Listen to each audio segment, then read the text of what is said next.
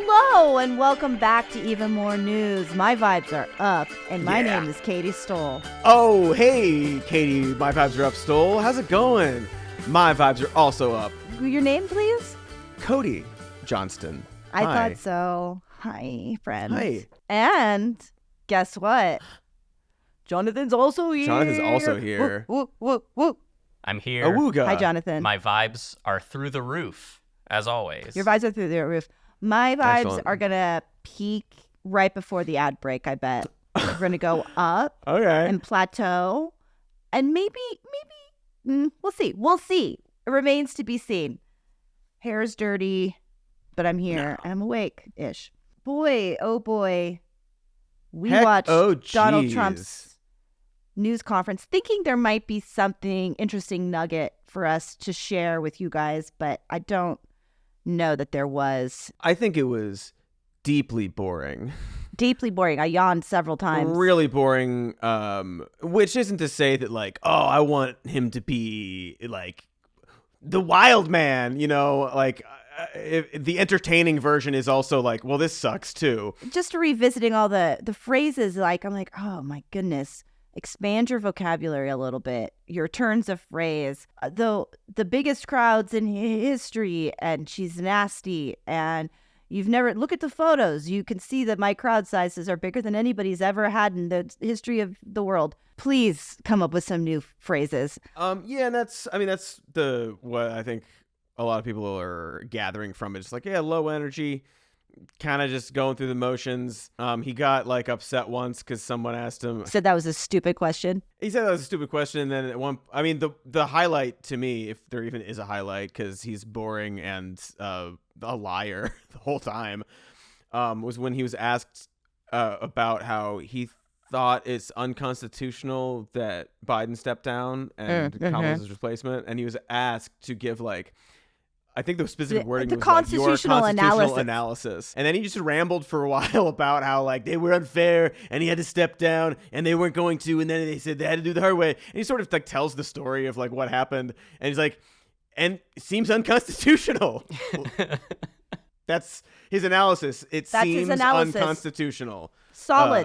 But that guy should be the president. He said just a couple things. Tim Walz is big into the transgender world, he said. He did say that. He said if Kamala Harris becomes president, the country will be a big fail. He did say that. He said it would be a big fail. He said he's doing great with black males and with Hispanic. That's how he said it. I missed that. That's cool. And white men. Maybe not so much with black women, but and big up. He's up big with white men. White men through the roof. Through the roof. Through the roof. White men through the roof. Anyway, we watched it to tell you that you don't need to. Yeah, it's stupid. But he didn't step down. Boring. He didn't step down. Holidays. We got him. And this one's great. I mean, it's not, but it's timely for us. Friday, August 9th, National Veep Day. Not the show, the position. Jonathan has included some interesting VP facts. 14 vice presidents have become president. Soon to be 16. We'll see. 5 of those ran for president after being VP and won. 8 became president after the death of a president. And the other is Gerald Ford, who's the only president never to have been elected to either VP or president and took the job after Nixon resigned. Now, is that unconstitutional? It was unconstitutional. In a sense, it seems like it. That's fewer vice presidents than one might assume or think. Yeah, sure. Congratulations to one of our future vice presidents, either the most normal man in America or local entourage fan, JT Vance. And then this is fun. Today, the day that we're recording, which is Thursday, August 8th, is the 20th anniversary of the day that the Dave Matthews Band tour bus dumped 800 pounds of shit, human waste, shit, being a part of that, on a passing boat while crossing the Kinsey Street Bridge. Well, I mean, it was a difficult situation and a difficult time. Wait a minute. This is a detail I wasn't aware of. I need to say my Dave Matthews pun, Katie. I'm sorry. Oh, before I say this fun part. Say the fun part. Wait, I want you to say it, but I think everybody needs to know this tidbit, which is that about I interrupted you. I'm sorry. 2/3 of the passengers on Chicago's Little Lady were covered in shit. Dave Matthews' shit. Anyway, what were you going to say? I forget. It doesn't matter. Oh, I'm sorry. No, I'm sorry because I interrupted you when you were sorry. No, Cody I'm has sorry. so much no, to say, sorry. Katie. Will you let him speak? I'm sorry. No, I'm sorry. We're all so sorry. What would you say, Cody? What would you say? Did you I was do that just on purpose? saying that it was a difficult situation and a difficult time. It's a typical situation joke for everybody. But did you do what would you say on purpose, Jonathan? Yes, and so much to say, and I've got about 20 of them written down. I was going to say, like, you've got it all ready for it. I hope there wasn't blood in the water. There's blood in the water. I hope there wasn't blood in the water. There's shit in Listen, the water. that was a cheap tour they were on. Those people, you pay for what you get, you know? Well, I think it's time we crush this show. Yeah, we talk too much. Too much! Sorry. All right. We're just ants marching in a line. I mean, aren't we, though? Aren't we all just ants marching? Aren't we In a way. all? I mean, isn't that what the song is all about? We're just going to make the best of what's around. Turn you and me have a better time. All right. In a way, we celebrated Dave Matthews Band by doing that bit for like 5 minutes. Yeah. When it could be a lot shorter. Yeah. Maybe we didn't need to jam on that for so long. Okay, time for the actual show. Speaking of Veep Day, we have one. We have our pick. Yeah. Tim Walz, everyone's favorite grandpa. Oh. Or father. I guess he's still of that age, but he's got grandpa father-grandpa vibes. Yeah. Personally, very thrilled. I think a lot of us are. I did ask for someone charismatic and fun, and we got it. Yeah, he is that. It's good and to have a normal person be up there to contrast the less normal people. I generally obviously he's got some dad grandpa vibes. I tend to try to avoid that talk because I think that it's so easy to want a politician. Dems and Republicans do this too, but he reminds me of this familial figure in my life. No, they're a politician. You can't let that connection happen too much. Mm-hmm. But he does have those vibes. It's nice to see him be a good dad and like normal music and just be a guy. I think it the reporting is that Kamala just clicked with him, and it felt very much like he was I'm ready to go. I'll do whatever I can to support. And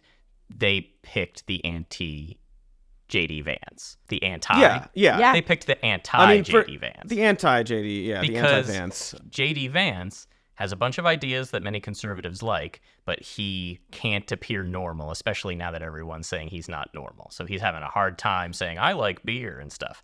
Whereas Tim Walz seems to effortlessly convey, he's I'm normal, I'm a family guy, here's my story, and I do a lot of stuff that you're gonna like. Maybe not all. There's something about politicians generally, and we see them a lot, and they're all fucking lawyers. They all went to Yale or Harvard, and have a track, right? I'm going to do this, I'm going to do this. And JD Vance, he was 6 months in the Marines for PR or whatever. Buttigieg, well, he did a 4-year Buttigiegian sort of approach. He was in the Marines for 4 years, but yeah, he did a 6-month. I don't want to dismiss all that, but there is a sort of clear politician sort of thing where I do this for a while, and then I do this, and I do this, and I make sure I do my lawyer stuff, I do my think tank stuff, I do my military stuff to become a politician. And from what I can gather, Walz was a guy, and he was a teacher, a family of teachers. All of his siblings, except for one, are teachers, married to teachers. He was just a teacher and a coach, and his students convinced him to run for office. He wasn't I'm going to do this. I'm going to be a teacher for 20 years, and then I'm going to do this. And then he's not a politician track guy.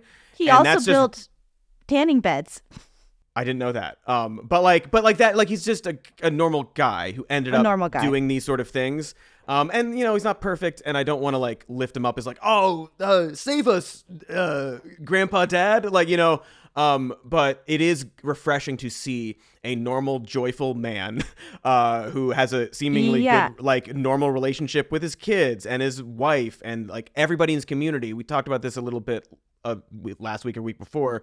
If you're a teacher and a coach, like your job is to be normal and talk to everybody, not like I'm going to schmooze with this person, I'm going to like be a Republican, or like, I think there's just, you have to have teachers and students and parents all trust and like you.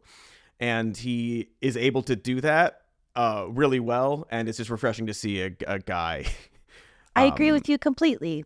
Yeah. And just like an affable white man being very casual about like, yeah, of course. For me, it feels very refreshing to see somebody pretty, maybe not wholeheartedly, but embracing progressive ideas. There's a sense that he is, you know, like you're saying, like he's just an affable white man who's like, seems to be like joyful. And again, we'll go through his record and stuff. And I would love to hear what this campaign plans on doing on a lot of issues. Right. That's still a big question mark. But all the issues that he has embraced over the years, seems to be very able and willing to talk about them in a normal way, in a way that people can hear like, oh yeah, that's just like how we talk. Like that's, he's not trying to force like, we gotta like progressivism or like socialism is like this and this. He's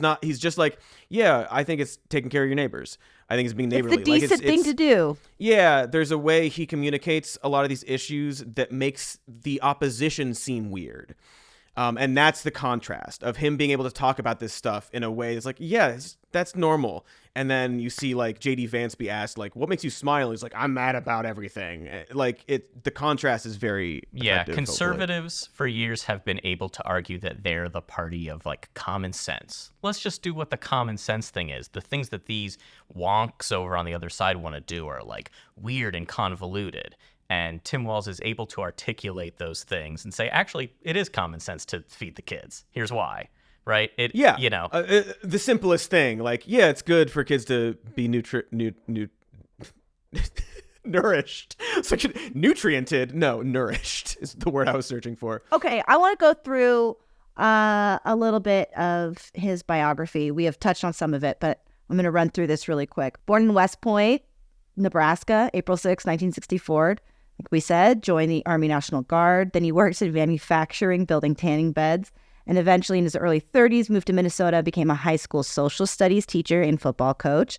This is fun. The coach that he took over had been winless for several years. And then with him as defensive coordinator, they went on to win state championship 3 years later. I might like interject every once in a while to like the narrative that's like forming against some of this stuff. Yeah. A lot of the stuff you're saying, like people are like, well, actually that like even literally the him like as a defensive coordinator, I saw today, like he wasn't a coach, he was an assistant coach. Whatever. Yeah, he was an assistant. He was not the head coach of the team. Just sort of like it's fun to sort of like see all these nice things and then point out like, yeah, they're freaking out the way about they're this trying too. to like the way spin it. Yeah, It's think that's really hard. interesting. All of this should paint a picture of someone that's fairly difficult to tarnish their reputation so far. Look, we're at the beginning here. Let's wait to see if something comes out. But I would be surprised if something terrible came out.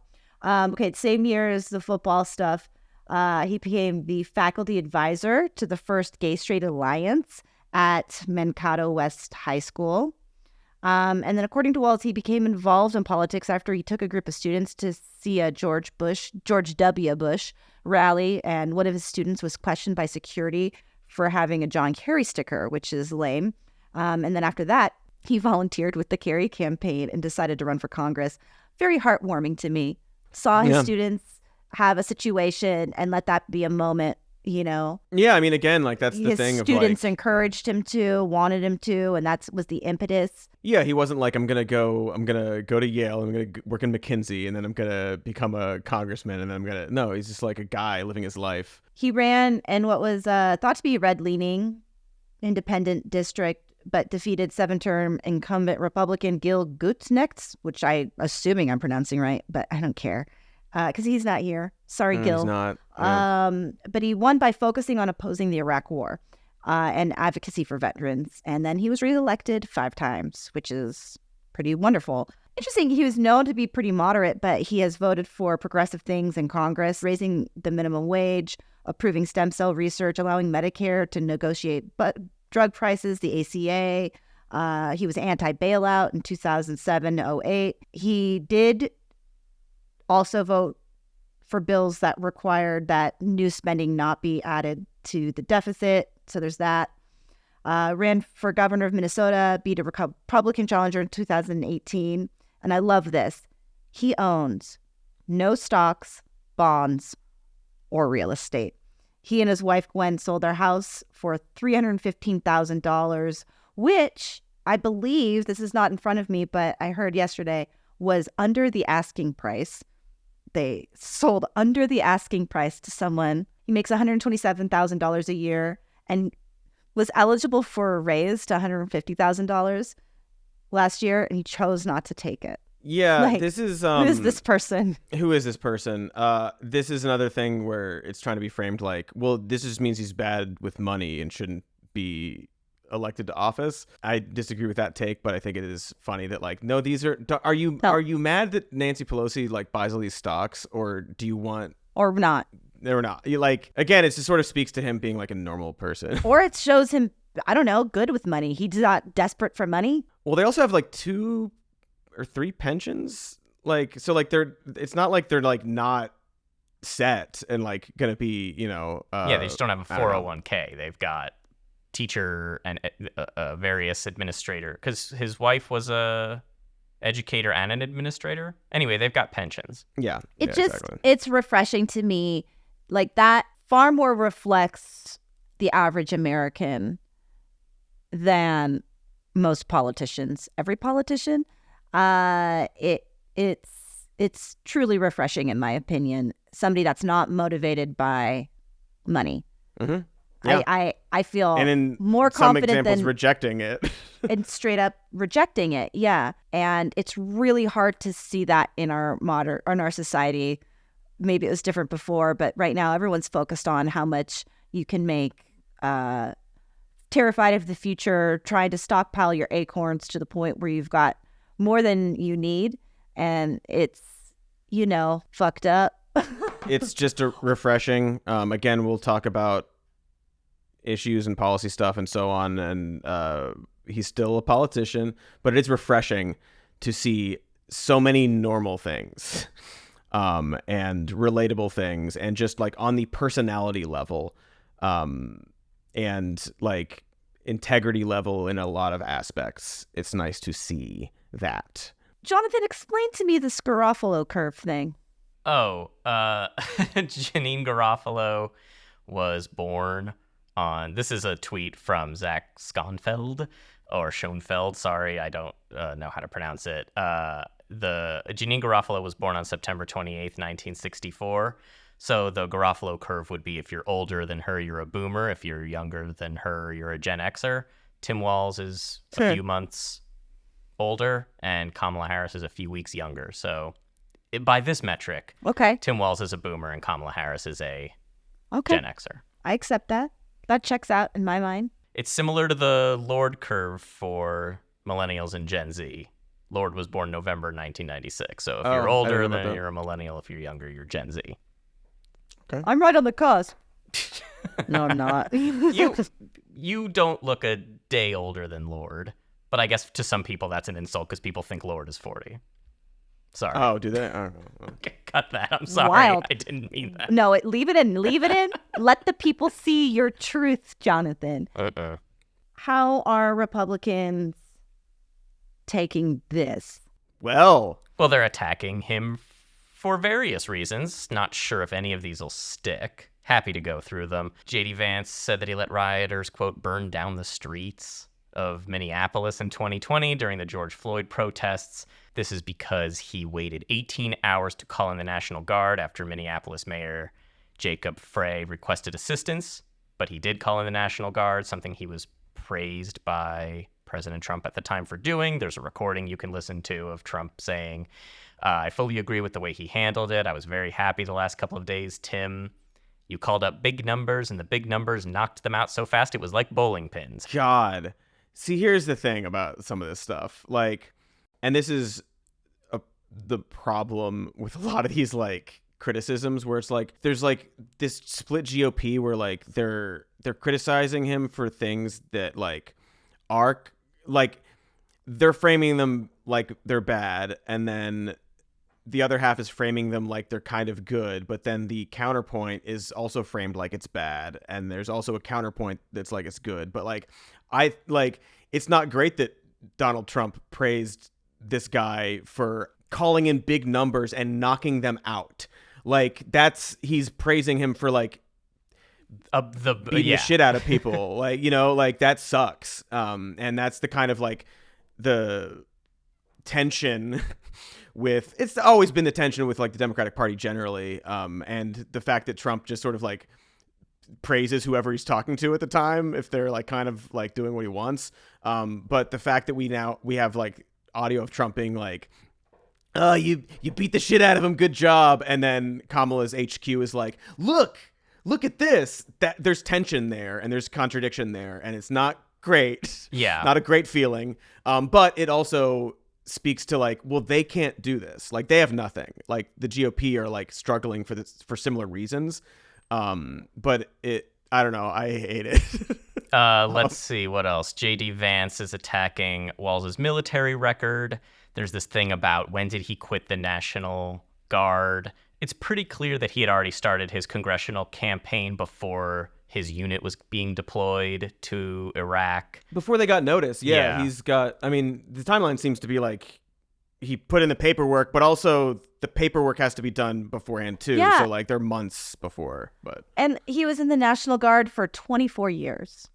And that's a long time. They're trying to get him on saying, oh, he's the stolen valor. He's pretending he was in a combat zone.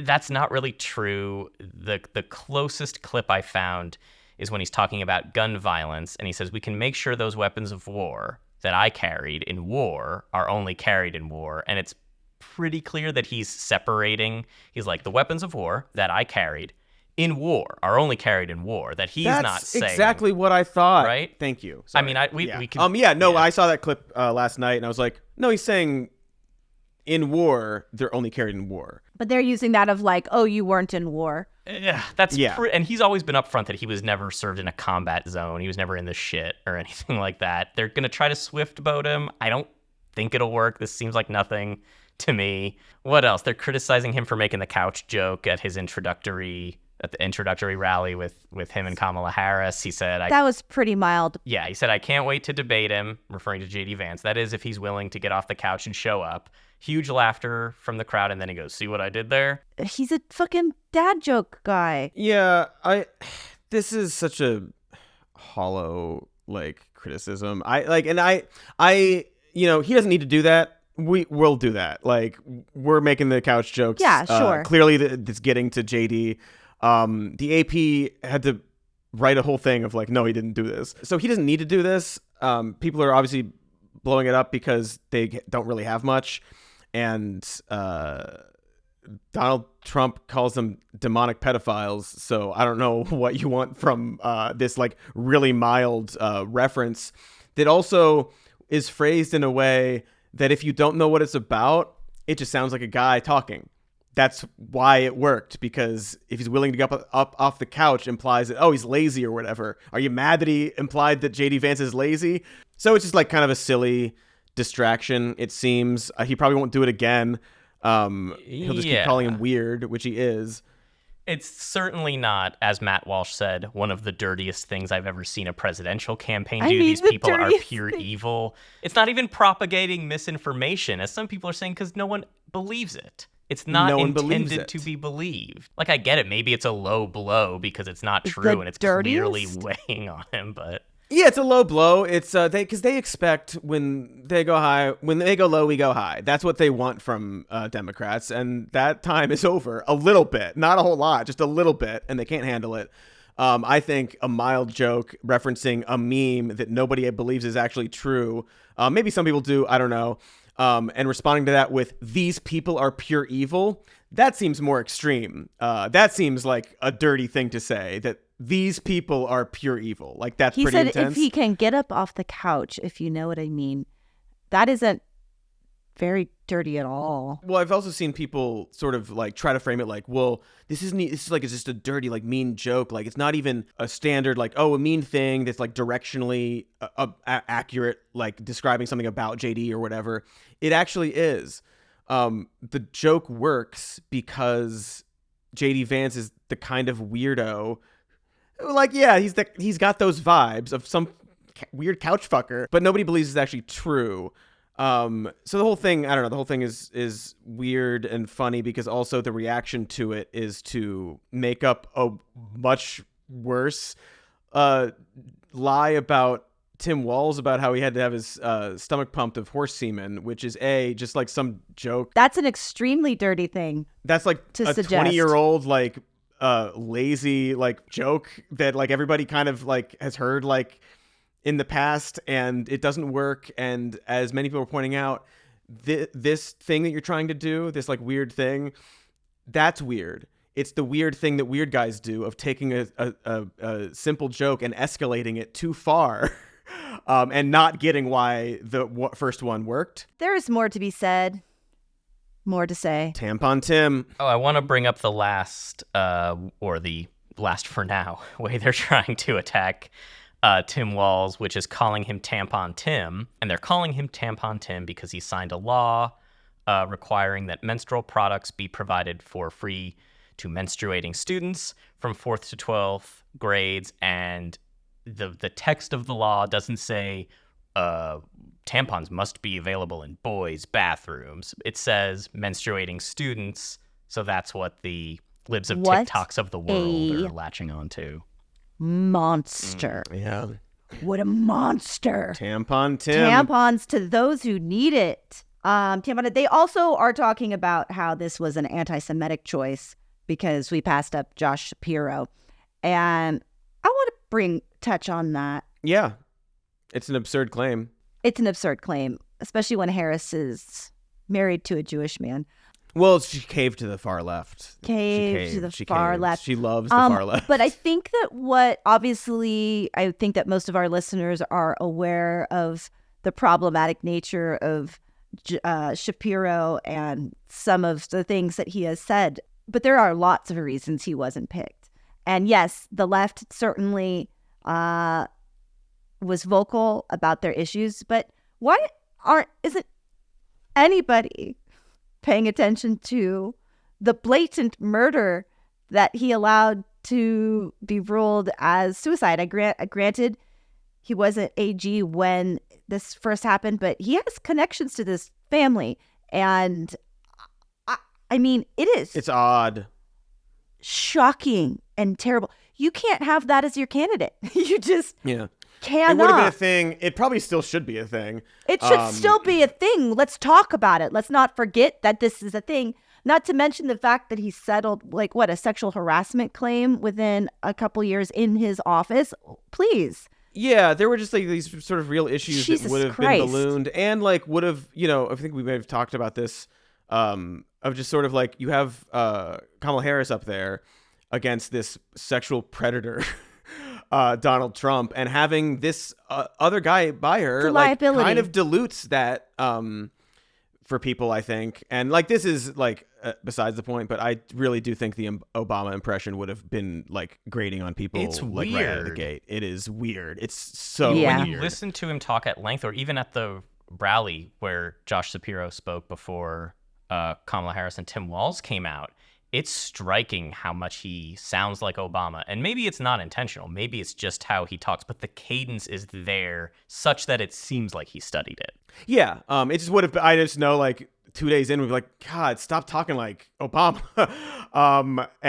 So that's, I think, just like a side thing. But yeah, there are other issues, and we can get in the nitpicky, like, the quote about the KKK and the protesters, like there's so much back and forth trying to like dissect that quote and be like, he was actually meaning this. He meant these people. And we've talked about this at length, but a lot of the ways that the protesters are talked about, it conflates all of them. It's talking about all of them, even if you like think that you're just like, oh, just the anti-Semitic ones. He even in that quote talked about how like they weren't letting Jewish students to class. That's not what was going on. We've talked about this before too. So like even the sort of way people are trying to frame it, like he just meant these anti-Semitic students, that doesn't fly either, personally. But it's not anti-Semitism that did it. And even we didn't even talk about him or anyone else. All we did was say it should be Tim Walz. And this is tangential to that. We don't know what a Harris administration would actually look like. We've got our best guesses.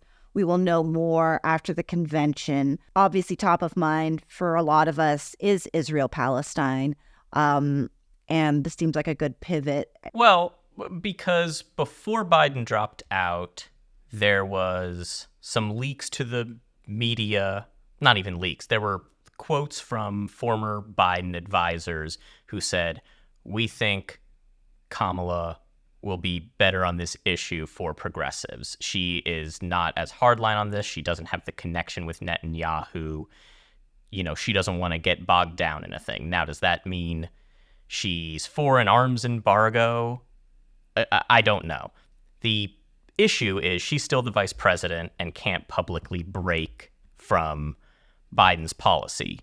So she has called for what he's called for, a temporary ceasefire, not a permanent one. She called it a humanitarian catastrophe unfolding in Gaza. She met with members of the Uncommitted campaign before her rally yesterday in Detroit and said she'd be open to an arms embargo with Israel, and she connected the... Open to a meeting about open to a meeting about an arms embargo and connected the members of Uncommitted to her staff. But then there were pro-Palestine protesters at her rally, and she was kind of nice the first time and said, okay, this is democracy. Every voice needs to be heard, but I'm speaking now. And then they kept going. And she said, if you want Donald Trump to win, say that. Otherwise, I'm speaking, which I don't think was a helpful way to do it. I understand politically this is very tricky, but I think she needs to have a better answer for that, because this is going to keep happening. It's going to happen at the DNC. Yes. What do you guys think? Yeah, I mean, I agree that it is like, it's a tough situation. It's frustrating that we can't have moral clarity on this issue from our leaders. And it has to be this sort of like, well, maybe she's open to this, she's open to this. The arms embargo is because the UN ruled that it's an apartheid, and they're asking for this. Like, they're saying, like, this is something all nations should be doing. So there's just a lot of framing that, like, I find kind of like off-putting, and I understand the situation she's in, and they're like, well, you don't want to, like, it's a bad look for protesters. And then you have people like, well, why aren't they protesting Trump? Well, that's not going to work. But then also there's this idea of like, well, if you do that, then maybe you'll garner more sympathy from people, because you have this sort of like, like negative polarization of like, oh, well, Trump is like being bad to these protesters, therefore I'm going to get more on board. I think that sucks that even has to happen. Like, her reaction does seem like she knew she was going to say something like that. And any framing is like, if you want Trump to win, I just think that sucks. It's a bad reaction. There's a better way to do it, that she can like wiggle through it. But it's just very disheartening to see some of the reaction to it, because the whole like, why do they protest Trump? That's just because you don't like that they're protesting at all. Like, from all the people that are like pushing back on this, I don't get the vibe that they care about this. Yeah, it was a very dismissive way to handle an extremely important topic that a lot of her voters care about. And I guess maybe they're running on a gamble of people, we all know Trump would be worse, and running on that. And I don't like it, because I want clarity on where you stand and what we're going to do. And what I was going to say anecdotally is, so there is somebody up here whose mother is Israeli, and she was in town this past weekend, and she's pretty conservative. I really respect this person. She's calm and measured, but she's definitely financially conservative, and she's Israeli. And she was saying, this has to stop, that the people that caused the problems in, October 7th aren't even the people being targeted. They're not even there. Nope. Like, these are innocent people being slaughtered. And what that made me think about is actually, I think that you can be pretty bold. I don't know. Maybe it's not as complicated politically as we are making it seem. That I think even people that are pro-Israel are horrified at the carnage. And there are certainly hardliners who are going to twist it and make it seem, but is that really who you want to cater to? When the vast majority of people are horrified at what's happening, even people that, this person grew up in Israel and had family members murdered on October 7th, literally murdered on October 7th. So if you're hearing that from someone of this demographic, then just imagine how far a bold, clear message on this would go. It kind of changed. And again, anecdotal. I'm full of anecdotes. It's not for everybody, but it just started making me think that actually there's a real opportunity here to distinguish yourself from Donald Trump. And you have to be bold. And something about this, the pick of having Tim Walz, who, is maybe not as a progressive as a lot of us, but certainly has done a lot of progressive things. That's bold too. And can communicate these things. This could be an opportunity to make real headway for progressive issues, is I guess what I'm saying. Absolutely. And some of the resistance to the resistance to this approach and just like this issue being a problem, all the people who were like, shut up, you complained about Biden, and then you're still complaining, and then you asked for Walz and she did that, and now you're still complaining. I find like nobody made a deal. There wasn't like a deal that was signed of like, well, if you do this, then we're gonna not criticize our leaders when there is this issue that is a very clear moral issue. And a lot of the people pushing back on this and being like, well, don't do this, they're the same people who were saying that, oh, you're a wrecker for asking Biden to step down, or you want Trump to win because you're asking Biden to step down. Then what happened? Then they got on board. All the liars who were like, you can't do that because the deadline for the ballots is over. Those were lies, and those people are like, all in for Kamala. And then the same thing of like, it shouldn't be Walz because of this or this or this. As soon as it happened, oh yeah, we love this guy. Those people will change their mind about anything if the leader of the party says it. Yeah. If Kamala came out and was like, Medicare for all these people would be like, what a great idea. I've always loved that idea. Like, that is a category of person in the Democratic Party. And so whenever they push back on stuff like this, I'm like, you don't care. You'll change your mind. You'll change your mind immediately. Speaking of that, though, I think has Kamala walked back from supporting Medicare for all? Oh, yeah, of course. Yeah. Yeah. That's fun. Well, that's the thing, too. Like, and the relief that people felt, I think, with a lot of, because I'm concerned she's not going to be as, like, pro-union as Biden. There's, reporting from, like, fucking LinkedIn CEOs and stuff about, like, we should get rid of Lena Khan and stuff. They're who knows? We don't know. That's what we want to hear from her. I think right now, if Trump's capable of pivoting, I think we just watched he's not really capable of doing that. But a Republican campaign, a normal Republican campaign at this point, would point out how Kamala Harris hasn't talked to the media. She's not making herself open. She's not saying what any of her positions are. And she's clearly flip-flopped from some of the progressive stuff she said in 2020. And I think all that is fair. And I just think we're in the realm of the double standard because it's being compared to the other campaign, which is a lot of unhinged nonsense and no clear positions. It's whatever he says at whatever moment. So I think it's fair for us to hold Kamala Harris accountable in that respect and say, hey, make your case to us. Like, she knows everyone's gonna vote for her, but like, make your case to us. What are you gonna do? Yes, because then we can be more vocally supportive. If she came out and was like, yeah, obviously an arms embargo should be on the table because the UN acknowledged that it's an apartheid. Like, we need to do this and this and this. What I was going to say, there are all these sort of things that are question marks and indications that like, okay, maybe she's probably going to be worse on stuff and better on stuff. We don't know. But the relief that everyone's like, oh, but you were happy about Walz and now you're complaining. Oh, you were happy that Biden stepped down. Now you're complaining. Yeah, all of that was about how we were going to lose.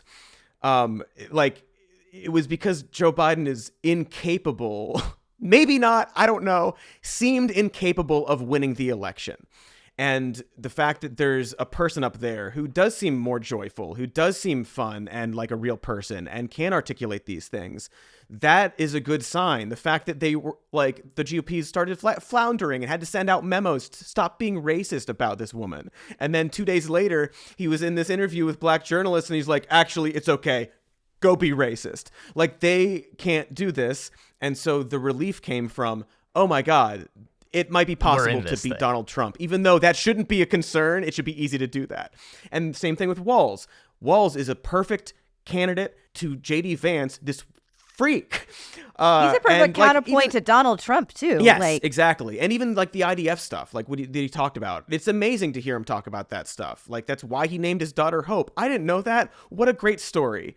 You mean IVF? IVF. I'm so sorry. Oh, God. Talking about a lot of things. She did that in our I'm meeting so the other day. Oh, God. I'll get better at that. Talking about IVF. IDF. I love the IDF. That's why I named my daughter Hope. I love the IDF. That's why hasn't anybody vetted him? My point just generally is like there are these question marks about her as a candidate and as a president. And to be like, well, but she made you happy by the Biden step down. Yeah. We can win. It's good to still like ask these questions and want these things to happen. You can say the protests are counterproductive. I don't know. I don't necessarily agree with that because it's good to highlight these issues and disrupt these events until she makes her position clear. And both things can be true. Like we can be relieved and we're way happier than we were a month ago for sure. But also like, absolutely. Hey, we think you can make a really strong case to the center left, and progressives. Like, let's do it. And I'm sure we'll get clarity on that at the DNC and afterwards. Like, there's going to be an issues page on her website that is not there right now, of course. But like, but she's listening, and so we might as well tell her. That's the hope. Open to the meetings and all that kind of stuff. It's just if you want Trump to win, keep talking is like really not a great response, and I really hope she recalibrates and is able to even just like I obviously sympathize with this, and I'm listening, and we're working on it. We're trying to figure out how to something anything but that. But it's not like oh, she lost the election now. No, like, that's not what happened. I get it. This is a tricky thing to handle and to talk about. I mean I understand that element of it, and that this is a tightrope that they're walking. I think that there's room to be much bolder and clearer. Well, she's plenty bold. Let's end on a fun note about another presidential candidate that we just haven't been giving enough attention to. He's at 6%. RFK Jr. killed a bear, y'all. Yeah, he did. Or found a bear. But he fucking killed that bear. Probably not. Bear. He probably killed the bear. You don't think so? Not. I believe him. I believe the story. The story's... Well, do you believe that story? Well, so here's I the don't. Thing. Why would he be driving all over that town with a fucking bear in his truck and then go to dinner and then back to Central Park, even though he has to catch an airplane? He thought he'd have time to skin the bear and then put the meat in his fridge in Westchester, and then realized I don't have time between this dinner at Peter Luger Steakhouse and getting to the airport. That sounds like bullshit to me, man. If you somehow don't know what we're talking about. Stinky bullshit. Okay, tell the story. If you somehow don't know what we're talking about, RFK Jr. put a 3-minute video on Twitter with the text, "Looking forward to seeing how you spin this one, New Yorker." And the video is RFK Jr. talking to Roseanne, Unreal. Doesn't speak. She just is reacting. And there's reaction shots of her in this video. It's a bizarre video. She's very blonde now. And he says, 10 years ago, I was going out falconing with some people. And we had a great day. And I was driving up near Goshen, New York. And I saw a car hit a bear cub. So I pulled over to put the bear cub in my trunk because I was going to skin the bear and put the meat in my fridge, which is legal to New York. That's what I do. But then the falconing went late. We had such a good time. And then I had to go to a dinner at Peter Luger Steakhouse, which is in Brooklyn, right? And then I had to get to the airport, and I was like, shit, I don't have time to put this bear in my fridge. I got to do something with this bear. I can't leave it in my car for a week or whatever for wherever I'm going. So as a bit... I'm sorry, how long does it take to skin a bear? A long time, I would imagine. A long time, yeah. So he's like, as a... You don't just... So as a lark, sorry, I'm going to... Because me and my friends who were drinking, I wasn't drinking, they were drinking, at Peter Luger Steakhouse said we should... So I listened to them. like go to Central Park and leave the bear with a bike on it to make it look like the bike hit it. And he did. And then the police find this and it becomes a news story. Didn't it have stab wounds Yes, in the it? police say the bear had stab wounds. He didn't mention that. That was left out of the story. Slash and stab wounds.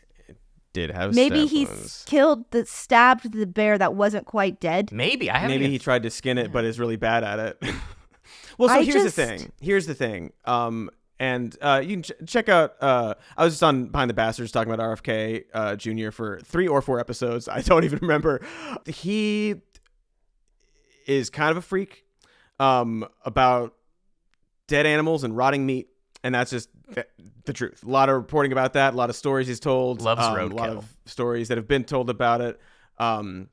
He had this hawk. He's really into hawking. It's interesting. All Kennedys are kind of just fucked up. It's sad. What a sad family. Don't go out. Don't strive for wealth and power. It'll ruin your family. They say Macbeth at a theater or something at some point. I don't know. Wait, he said Macbeth at a theater, and that's what ruined his life? I'm asking if one of the Kennedys at some point said Macbeth in a theater. It was not a good joke. I think maybe it wasn't the strive related for to anything. Power and wealth. That would be. I don't know. I think that mine makes more sense. Miraculous. But it's just tragic. Every step of the story that he told, the beginning of the story, maybe somebody hit a bear and he took the bear, but the beginning of the story could also be he killed a bear and he put it, and like they were hawking, he killed a bear, put it in his van because he thought he'd, like, then every step of the way, every part of that story beyond that is like, yeah, then he did that. No, it isn't. Why would you drive with a bear body in your car to a restaurant? He's got like a rotting meat van. He's got a giant fridge for roadkill like piles of rotting meat to freak him out. Like, he's got a very weird relationship with animals, and particularly rotting dead animals. Some of it's good. He's very interested in animals and can like pick up a lizard and be like, look, there's the way that this the name of this lizard. The way he describes it is, and then I was at dinner and I was like, oh no, I have a flight to catch.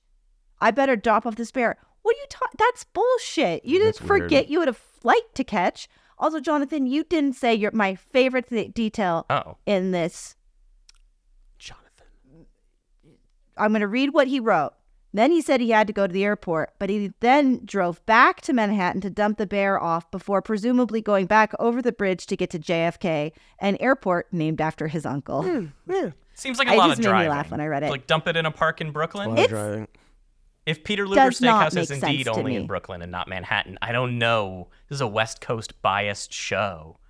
Also, you don't drive that. It is full of traffic. Even whenever this happened 10 years ago, very difficult to get from point A to point B quickly. You're not driving all over like that. I don't know what that voice was. The whole thing is extremely weird. Anyway. I don't trust him. I don't trust the guy. And the bear was like, no, don't crash into me. And then still, what are the stab wounds? And then just decided to put a bike on top. And then, in hindsight, there's all these news reports about mysterious bear found dead. One of which was written by your cousin's daughter in the New York Times. Wild. It's wild. How would a bike kill a bear? Well, right. He tells the story in a way where it's like, I thought it would be funny to make people think the bike killed the bear because there were like bike accidents around the time in New York. But then the police were like, well, clearly this bear got hit by a car. Look at these. Look at what happened. Did he say where they got the bike? I can't recall. He said it was an old bike he was trying to get rid of. So it was like a two birds that he happened to have with him in his meat two van. bears with one bike was to Well, this wasn't his meat van. Two bears, one bike. He was driving his viral regular video. car, a Rolls or something. I don't know. His Aston Martin. He's like, and he keeps his bike that he wants to get rid of in his Aston Martin. yeah, sure. No, in his rotting meat van. Well, none of it makes sense. It's full of meat. was I driving stand meat by van, it's maybe. all bullshit. Anyway, the New York State Department of Environmental Conservation says he would have been subject to a $250 fine for dumping the bear, though the statute of limitations expired after 1 year. That is too low of a number. $250 for killing a bear and leaving it in the Central Park. Killing a bear. You're Yes, you are alleging that he's killed the bear. You're alleging that he killed the bear. Whatever, he did it. He left the bear there. He's now touched the bear. He's now involved in the killing of the bear one way or the other. He tried to cut it up or he stabbed it for some reason. So, $250. Seems a little low. It seems very low. Anyway, what a fun way to end our show. In full disagreement. Full disagree with you. Absolutely. I disagree with you in totality. We need mugs that say, I disagree with you in totality. And then on the back of the mug, it says, but only about the RFK bear story. Oh, yeah, only about the RFK bear story. Everything else on the same page. Just programming note. We're off next week because longtime listeners of this show, viewers, supporters would know maybe that Cody and I were born 12 hours apart. So we share a birthday week, almost a birthday day, but technically different dates. Almost, yeah. And we are taking the entire week off. It's break time. It's break time. It's break time. Somebody replied to our recent Jordan Peterson video on Twitter, x.com, whatever, that we deserve a break after that. Thanks for saying so. We're going to take one. It was planned, but we won't be filming or releasing. We will be returning to our programming schedule the following week. Part 2 of the Jordan Peterson episode will come out, and we'll get back to normal. But that's the news. Hey, we got to end this. I got to go number 41. There we go. Come on. Come on. Hey, Cody, where are you going for vacation? It's okay, I know, and you don't. All right, we got to end this. Yeah, I don't know. We got I don't know things to do. It's a surprise. Everybody knows but me. It's fine. I'm so excited. Cody's got a surprise birthday trip coming up, and all of us know, but he doesn't know. That's why I asked him, where are you going? Stay for a while. You know what that bear should have said? I don't know. You know what that bear should have said to RFK Jr.? Don't crash into me. Don't crash into me. I said that 5 minutes ago. Nobody heard me. I wasn't listening properly. I'm sorry, but it's fine. I probably talked over you. Open your meat van a little more and put the bear inside. Oh, mercy. I think we just found ourselves a viral clip for social media. Oh, we should take clips of this and put it on social media. I guess. I stopped it. Whatever. We can talk about it later. We can talk about why I stopped later. Yeah, well. All right. We've arrived. I'm open to it, but. We've crashed into the end of this. Yeah, I'll offer a lot of grace, but soon my grace is gone. All right. I don't know. Let's get out of here. Guys, can't help myself. It's time for vacation. Like, subscribe. I said that. Okay, sorry. This is what I'm supposed to say. You know what? Hey. Hi. You two and all of you at home. We love you very much. Much. Remember those two things.